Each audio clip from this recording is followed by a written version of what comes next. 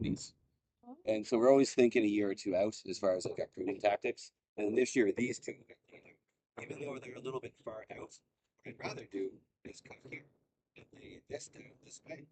But what then we're going to be left with is these shoots coming out down here, and then this cane is not as nice as this cane. This is pencil cane.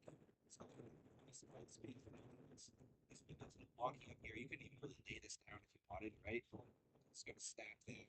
So there's actually so this is a shoot that comes off the big shoot. So this is something shoot. The shoot's not too bad, but this one obviously lasts, right? It's these ones are position. It's here. One, two buds, one, two buds. And those will push shoots and those will grow up into the trellis. And we'll lay one of the shoots with these base buds. So we're just trying to keep it. There's a pruning wire. So we're always trying to keep the growth below that. So those two will grow that fast? Yeah, well, we'll cut here. Primarily, these little buds, well, we're not really relying on that. That's your safety net. But this bud here, that will grow up into a nice shoot this year, God willing, and it will then have buds. These buds are pretty tight spacing. Normally, like to see like this here. But yeah, no, they'll push their new shoots will grow all the way up. These are all last year, right? So same thing will happen down here. Yeah. Yeah, 3 clones in there. Chardonnay as well. Clone 96, the first few rows, the then 4 rows. Clone 17 and clone 10. And so clone 10, which is actually they're all very similar right now. There makes a difference. As soon as they start growing, the leaves come out, and stated like where they add the color of the buds.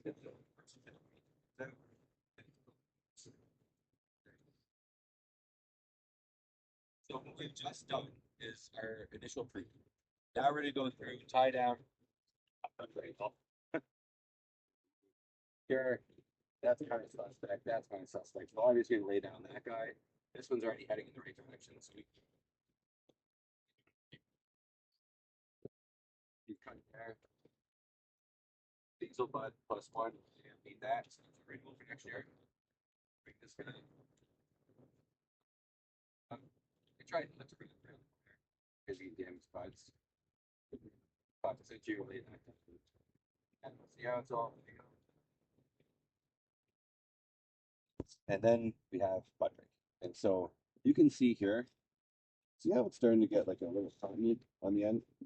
So these have been very tight and they have a little encasing, little sheath around the outer portion of the bud. Yeah. Here are the sheaths as well. So you have this bud fully intimate. And so that bud, each bud is comprised of 3 buds. So your first bud that's going to push is your fruiting bud and the most fruitful. That's your main one in the event that everything's nice and smooth and you're not going to issues. That's your main one. Those other buds that will not push typically. They all finesse.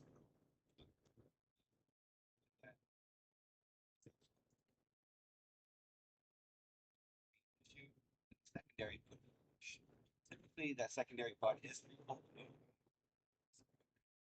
Then there's the third bud, tertiary.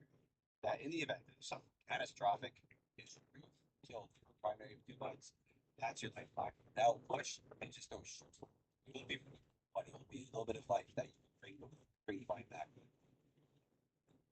And tendrils. So you got tendrils everywhere. This is how the vine climbs, right? So we have a vertical shoot positioning here. So this is where this vine likes to grow up. Your Niagara and Concord are procumbents. They like to grow. They like to be. They want to flop. They want their shoots. This is the cadence. They want them to flop over. Yeah. And they like that better. These guys like to grow up. So we call this vertical shoot system. See something crazy. You guys familiar with all Spotted Lanternfly? Yeah, look at that. All of these? These ones are bred from last year. The wet ones are live. They're about the crop. So those are all old. There's one covered in white casing, all fresh. See how they're all. Those guys are all alive. Sorry, it's all going in your face. What are you doing about them? Because I know how they are. Yeah, I mean, they're not detrimental until the end of the season. I can spray all day here and kill everything in the vineyard. I'll just keep coming back. So, let's try not to spray a lot of insecticides, basically. So I'll wait until the very end of the season when they start. When they're adults, and what they do is they feed on the vasculars for the vines. They feed on the. They literally suck the nutrients out, but then they excrete a honeydew. The honeydew then attracts sooty. And so our vines actually look a lot blacker. So it's, I mean, it's they're really cool.